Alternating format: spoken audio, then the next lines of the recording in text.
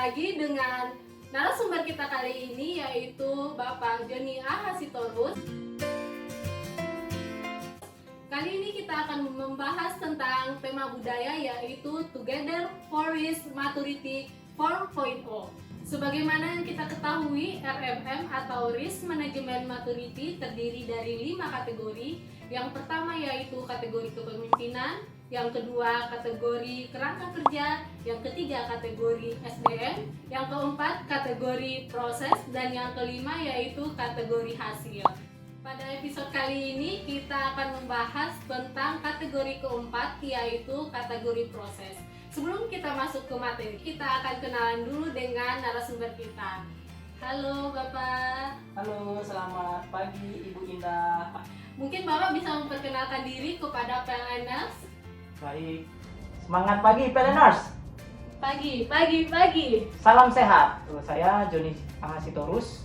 Saat ini di sub bidang perencanaan sistem kelistrikan, mencoba nanti akan menyampaikan beberapa hal terkait tema budaya perusahaan di kategori yang sudah disampaikan Ibu Indah tadi, yaitu kategori proses. Mungkin itu saja perkenalan dari saya. Oke, kali ini kita akan membahas tentang kategori keempat, yaitu kategori proses. Nah, pada kategori keempat itu indikatornya apa-apa aja sih Pak Joni? Baik, terima kasih, pertanyaan yang sangat bagus ya. Jadi seperti tadi yang disampaikan oleh Ibu Indah, ada 5 kategori. Nah, kategori proses ini ada 6 indikator. Nah, indikator yang pertama itu adalah komunikasi dan konsultasi yang efektif dalam proses manajemen risiko. Nah, itu dia indikator yang pertama. Selanjutnya untuk indikator kedua yaitu sasaran ditentukan secara spesifik, baik di level strategis, operasional, maupun konteks bisnis untuk memungkinkan proses asesmen risiko dapat lebih fokus pada sasaran. Indikator ketiga yaitu asesmen risiko meliputi identifikasi, analisa, dan evaluasi risiko yang dilakukan secara menyeluruh.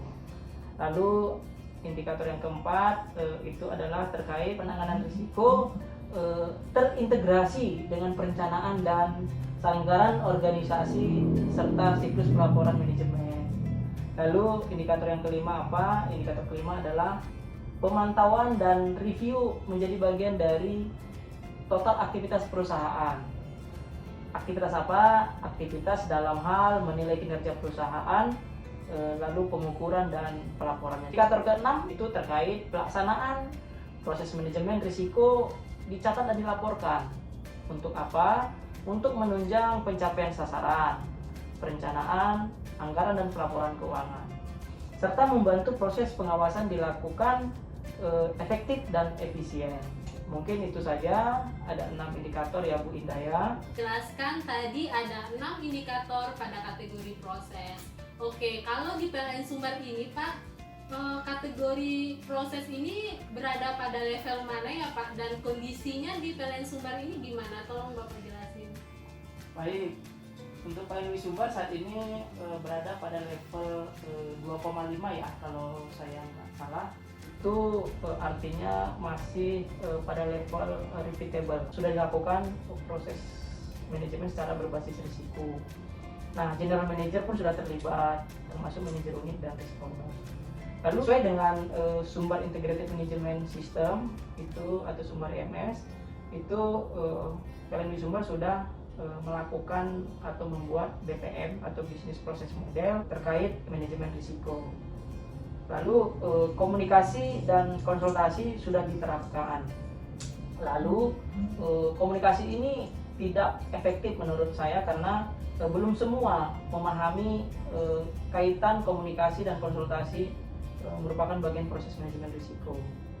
Lalu identifikasi risiko dalam penyusunan profil risiko masih menggunakan metode sederhana, yaitu root cause analysis dan brainstorming dengan data minimal. Lalu dalam hal ini PLN Sumbar juga masih dalam hal pelaksanaan asesmen risiko itu. Di Sumbar baru menggunakan teknik asesmen dengan semi kuantitatif. Lalu profil risiko PLN Sumbar telah disusun dan dilakukan pemantauannya setiap 3 bulan sekali. Dokumen monitoring profil risiko sudah dicatat dan dilaporkan melalui laporan manajemen risiko unit triwulanan dan laporan manajemen risiko bulanan dari pemilik risiko kepada general manager. Lalu proses identifikasi risiko dengan taksonomi dilakukan bersama-sama dengan Wisumbar, UP3 dan ULP serta tim manajemen risiko kantor pusat. Di dalam proses RKAP berbasis risiko sudah memperhitungkan metode kuantitatif dalam menentukan level risiko, namun belum optimal. Masih menggunakan data yang tersedia saat ini saja. Oke, tadi Bapak Joni telah memaparkan ya gimana kondisi PLN Sumbar pada kategori proses ini. Nah sekarang ini Pak, saya mau nanya, gimana sih cara kita mendapatkan level 4 pada kategori proses ini? Baik, level 4.0 itu bisa dinyatakan dengan atau diartikan dengan level manage, artinya telah manage, artinya telah terintegrasi dan telah menyatu ya, dan sudah menjadi budaya. Lalu kira-kira tadi saya sudah jelaskan PLN Wisumbar itu baru pada level 2,5 atau repeatable, baru memiliki kerangka kerja saja. Lalu dari sisi kepemimpinan itu general manager memang sudah menetapkan yang namanya tim pengelola risiko itu sendiri. Tadi Bapak sudah menjelaskan indikator-indikator pada kategori proses. Nah, tadi kalau nggak salah pada indikator pertama itu yaitu komunikasi dan konsultasi ya Pak ya. Iya. Nah, itu parameternya apa sih Pak? Terus kalau boleh tahu aktivitas kita untuk mendapatkan level 4 gimana? Baik, memang betul ya. Untuk semua indikator itu memang harus dinilai. Harus dinilai supaya pada level 4. Jadi katakanlah indikator 1 itu tadi terkait dengan komunikasi dan konsultasi yang efektif itu seperti apa. Nah, parameternya apa, lalu kita harus melakukan yang namanya aktivitasnya supaya antara aktivitas dengan parameter level manage itu sama, inline. Jadi bisa nanti ketika PLN Wisumbar dilakukan assessment itu memang sudah menyatakan pada level manage. Nah, untuk level manage di indikator 1 tadi adalah komunikasi dan konsultasi itu dengan seluruh pemangku kepentingan, baik kepentingan internal maupun kepentingan eksternal itu sudah dilakukan dalam proses manajemen risiko. Lalu kira-kira aktivitasnya apa yang harus kita lakukan? Nah, untuk indikator ini level ukurannya adalah komunikasi dan konsultasi dengan seluruh pemangku kepentingan, baik kepentingan internal dan eksternal dilakukan dalam proses manajemen risiko. Berarti tadi aktivitasnya kita harus konsultasi dan komunikasi dengan pemangku kepentingan secara berkesinambungan ya Pak, intensif.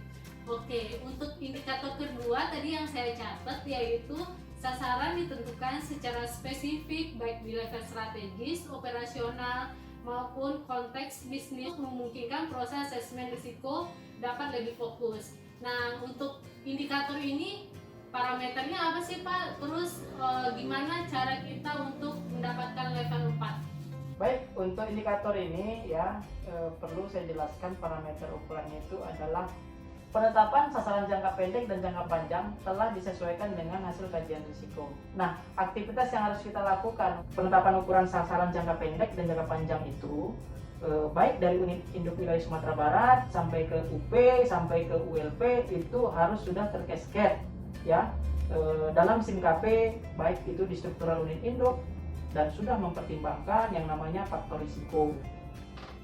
Sebagaimana yang telah dijelaskan sama Bapak Joni tadi, untuk aktivitas pada indikator kedua untuk mencapai level 4 yaitu penetapan ukuran sasaran jangka panjang dan jangka pendek harus terkasket sampai ke unit pelaksana begitu ya Pak Joni ya.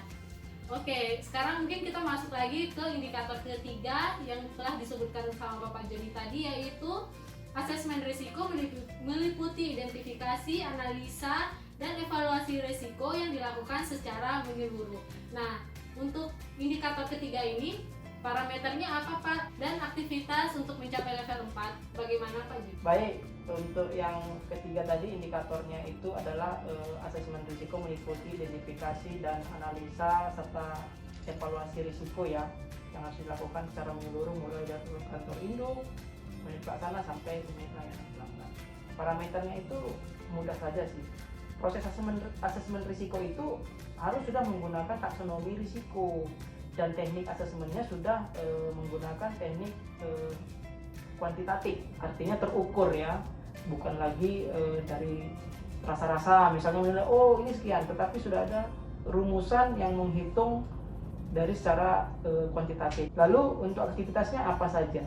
Aktivitasnya adalah proses asesmen risiko menggunakan teknik asesmen risiko proses bisnis secara kuantitatif sesuai best practice. Contohnya apa? Contohnya di pembangkitan itu ada yang namanya reliability management.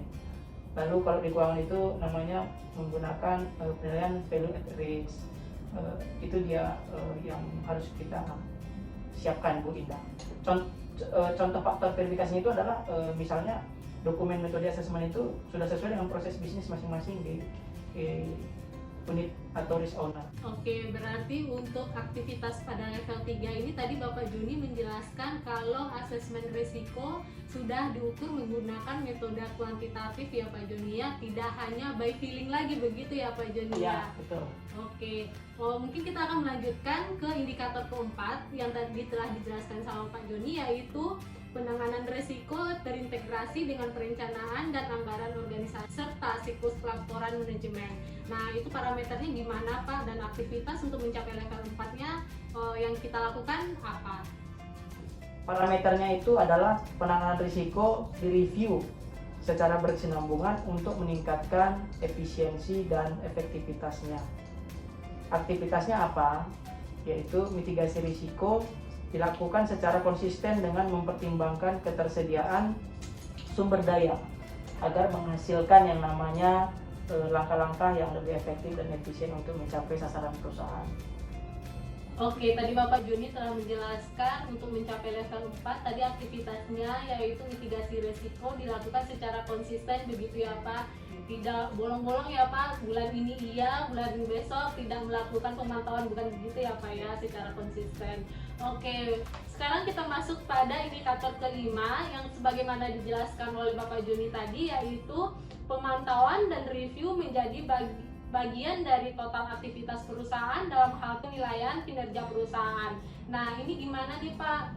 Parameternya gimana, dan untuk mencapai level 4 kita harus melakukan aktivitas apa? Ya betul Bu Indah, memang untuk indikator kelima ini indikator yang menilai sejauh mana pemantauan dan review manajemen risiko itu, pengelolaan manajemen risiko itu sudah dilakukan di sebuah perusahaan. Nah, parameternya apa? Parameternya proses bisnis itu direview untuk apa? Untuk meningkatkan yang namanya efisiensi dan efektivitas suatu kegiatan.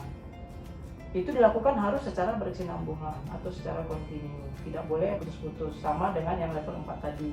Cuman kalau yang level 4 itu penanganan risikonya yang dinilai, yang harus disiapkan supaya sampai pada level manage. Nah, kalau untuk indikator kelima proses bisnisnya, jadi ada beda ya. Nah, aktivitasnya apa? Aktivitasnya itu adalah pemilik prosedur dan risk owner itu harus melakukan evaluasi atas efisiensi dan efektivitas pelaksanaan dari proses manajemen risiko itu sendiri.